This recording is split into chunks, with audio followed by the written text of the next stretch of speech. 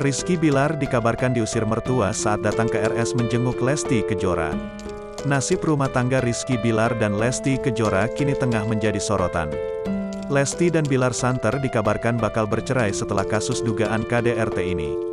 Setelah mengetahui putrinya di KDRT, orang tua Lesti Baktasudi melihat Bilar kembali. Benarkah ayah BBL diusir mertua saat akan menjenguk Lesti di rumah sakit?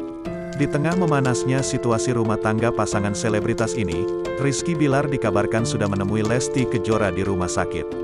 Terlapor kasus dugaan KDRT itu disebut-sebut telah menjenguk istrinya yang terkapar di rumah sakit akibat ulahnya.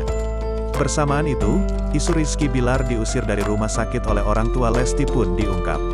Orang tua Lesti Kejora dinilai tak menyetujui kedatangan Rizky Bilar menemui anaknya.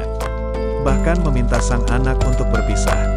Dari keterangannya, Bilar diusir saat sempat datang ke RS, dan orang tuanya tidak akan menyetujui lagi Lesti